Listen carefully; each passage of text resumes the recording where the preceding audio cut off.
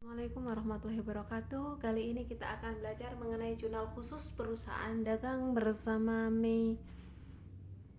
mekanisme debit kredit dan saldo normal. Kalian bisa lihat akunnya. Itu adalah kelompok akun, ada aset, liabilitas, ekuitas, pendapatan, dan beban. Di mana penambahannya ada yang debit, ada yang kredit. Aset sama beban debit penambahannya, liabilitas, ekuitas, pendapatan, kredit. Nah, pengurangannya itu lawannya, saldo normal. Ini sama dengan penambahan. Jika penambahannya debit, maka saldo normalnya dia debit. Kalian harus hafal ini dulu untuk mempermudah kalian melakukan jurnal. Nah, aset ini terdiri dari apa aja? Aset ada aset lancar, ada aset tetap. Aset lancar ada kas, piutang, asuransi dibayar di muka, perlengkapan. Nah, aset tetapnya ada peralatan, gedung, tanah, dan lain-lain. Kalau liabilitas ada utang jangka panjang, ada utang jangka pendek. Utang jangka pendek ada utang usaha, ada utang gaji, biasanya ada utang beban, yang lain. Ada utang jangka panjang, ada utang hipotek, ekuitas, modal yang diserahkan pemilik untuk perusahaan. Pendapatan ini penghasilan yang diberikan oleh yang didapat perusahaan. Kalau beban, biaya yang dikeluarkan oleh perusahaan. Nah, ini saya harapkan kalau mekanisme debit kredit kalian sudah hafal semua ya, biar mempermudah kalian dalam menjurnal. Sistem pencatatan persediaan pada perusahaan dagang, ada sistem periodik. Kita pakai pembelian pada utang jika pembeliannya secara kredit. Pada saat kita jual piutang usaha pada penjualan, ini jika penjualannya secara kredit. Yang kedua yaitu sistem perpetual. Persediaan barang dagang pada utang usaha jika pembeliannya secara kredit. Piutang usaha pada penjualan, HPP penjual, harga pokok penjualan pada persediaan barang dagang ini apabila kita jual barang secara kredit. Jadi bedanya kalau kita pakai periodik kita pakai pembelian, kalau kita pakai perpetual kita pakai persediaan barang dagang dan kita tambah dengan akun yang namanya harga pokok penjualan. Macam-macam jurnal khusus. Yang pertama, jurnal pembelian. Jurnal ini digunakan untuk mencatat pembelian barang dagang secara kredit. Yang kedua, jurnal pengeluaran kas, yaitu jurnal yang digunakan untuk mencatat pengeluaran kas yang dilakukan oleh perusahaan. Yang ketiga, jurnal penjualan digunakan untuk mencatat penjualan barang dagang secara kredit.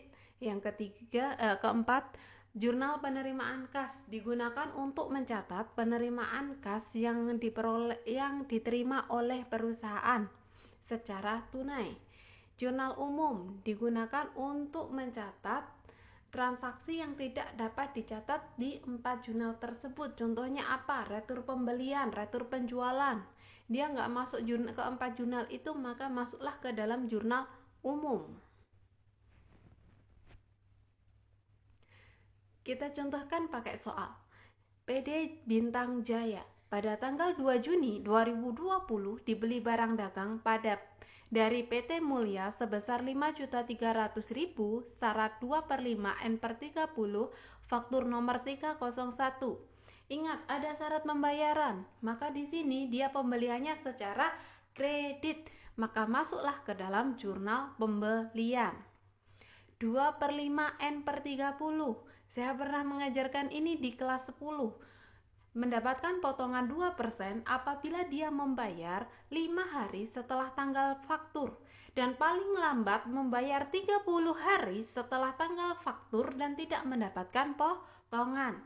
Maka yang pertama masuk ke dalam jurnal pembelian. Yang kedua, pada tanggal 3 Juni 2020 dikembalikan barang yang telah dibeli sebesar 300.000 ND045.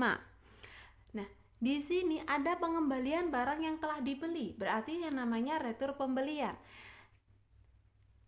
Saat kita mengembalikan barang, kita juga akan menyertakan nota debit. Nah, kalau ini retur tadi sudah saya bilang bahwa retur masuk ke dalam jurnal umum. Yang ketiga, pada tanggal 5 Juni 2020 dibayar listrik sebesar 700.000 tunai. NB 142. Nah, bayar listrik berarti kan perusahaan mengeluarkan uang tunai, ya kan? Nah, di sini berarti dia masuk ke dalam jurnal pengeluaran kas. Yang keempat, pada tanggal 7 Juni 2020 dibayar utang tanggal 2 kepada PT Mulia NB 741. Bayar utang, otomatis uangnya kan berkurang. Kalau uang berkurang berarti dia ada dicatat dalam jurnal pengeluaran kas. Nah, di sini jurnal pembelian ya. Debitnya pembelian, kreditnya utang usaha. Sama nominalnya, keterangannya pakai nama PT-nya. Jika tidak ada nama PT, maka ditulis aja pembelian. Tanggal terjadinya transaksi, nomor bukti sudah ada di soal ya. Jumlahnya juga total dari pembeliannya itu ada berapa. Kalau di sini kan cuma satu, jadi 1 sama 5.300.000. Kalau misalnya ada 2, berarti kalian jumlahkan dulu. Itu. Yang kedua, jurnal umum. Ini tadi untuk mencatat transaksi retur pembelian, maka utang usaha kan berkurang soalnya kita kembalikan barangnya. Jadi utang usahanya kita debit, retur pembeliannya kredit sebesar 300.000.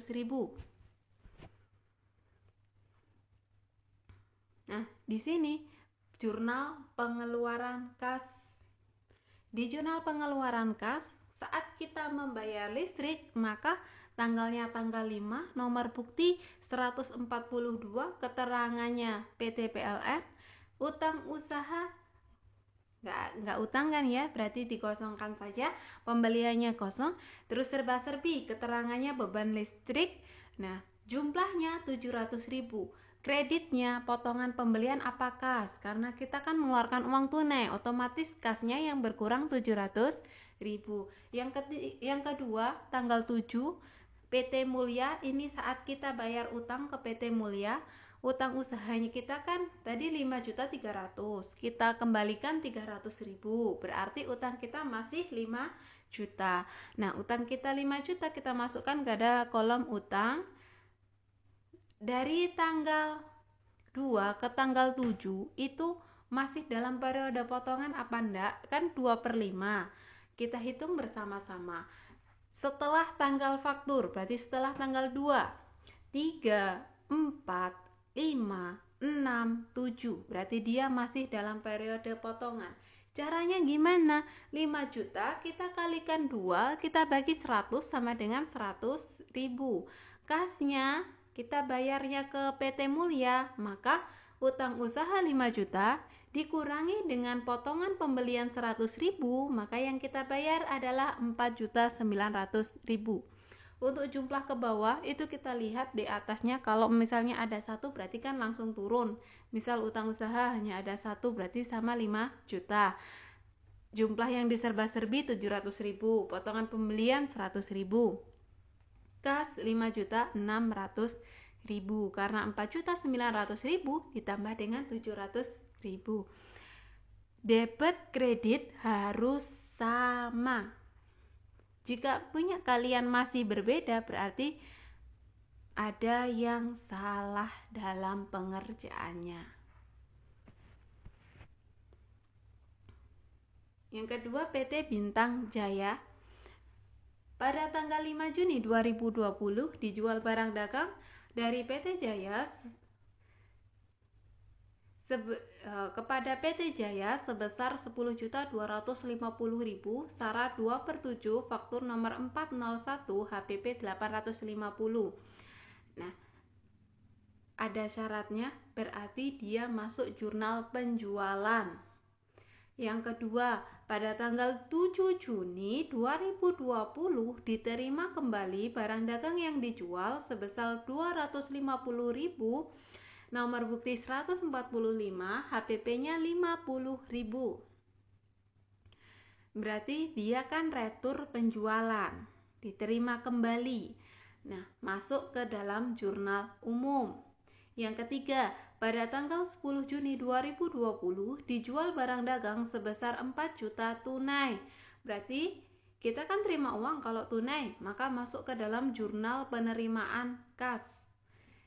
Yang keempat, pada tanggal 12 Juni 2020 Diterima pelunasan tanggal 5 dari PD Jaya.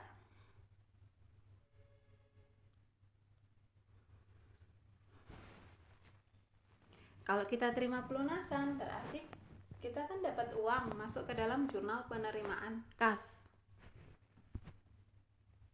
Nah, jurnal penjualannya, debitnya kita pakai piutang usaha 10.250.000, HBP-nya 850.000, kreditnya kita pakai persediaan barang dagang. Kenapa persediaan barang dagangnya kita kredit? Karena kita keluarkan barangnya.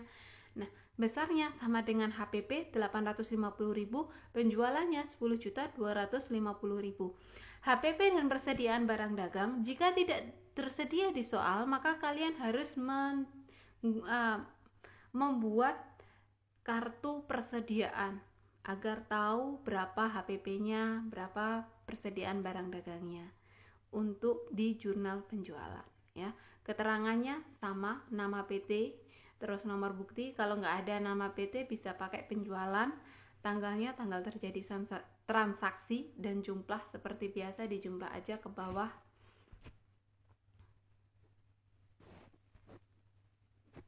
Jurnal umum. Di jurnal umum ini retur penjualannya kan 250.000, piutang usahanya 250.000.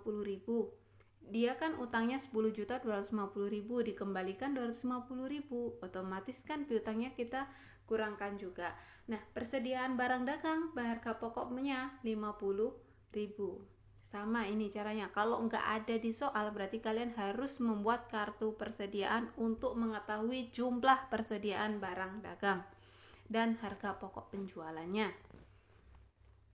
Jumlahnya kenapa 300.000? 250.000 kita tambah dengan 50.000. Di jurnal penerimaan kas, kolomnya ada tanggal terjadi transaksi seperti biasa, ditulis keterangan. Nah, tanggal 10 kan nggak ada nama PT-nya, maka keterangannya kita tulis aja penjualan atau penjualan tunai, nggak apa-apa. Debitnya 4 juta, HPP-nya 3.500.000. HPP debit, persediaan barang dagang kredit. Ingat di sini HPP berdiri sendiri di debit dan persediaan barang dagang di kredit. Ini kita buat satu kolom karena nanti kalau di PowerPoint itu nanti nggak cukup kalau kita buat dua kolom. Ini aja sudah kecil ya tampilannya gitu. Kalau yang kredit ada di penjualan 4 juta. Jadi bukan kok debit dia 350.000, 3.500.000 kreditnya nggak ada, enggak. Jadi dua-duanya ada. HPP-nya debit, persediaan barang dagangnya kredit. Kalau kalian pengerjaan kalian pisahkan jadi dua kolom nggak apa-apa. Yang kedua yaitu tanggal 12 PT Jaya.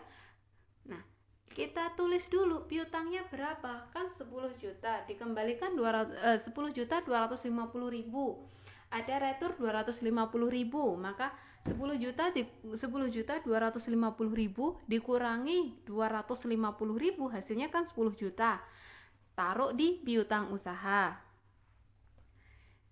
Dari tanggal 5 ke tanggal 12 ada berapa hari setelah tanggal faktur. Jadi kita hitung mulai 6, 7, 8, 9, 10, 11, 12.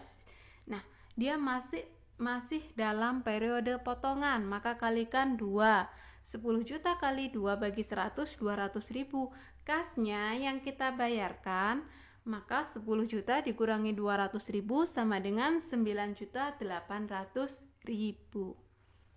Oke, ini untuk jurnal penerimaan kas. Untuk jumlahnya sama ya, langsung dijumlah ke bawah aja. Mudah, menurut saya lebih mudah daripada kita jurnal umum yang harus menghafal apa akunnya. Kalau di sini akunnya kan sudah ada di atasnya gitu. Cuman kolomnya lebih banyak dari jurnal umum. Oke, sampai jumpa materi selanjutnya. Assalamualaikum warahmatullahi wabarakatuh.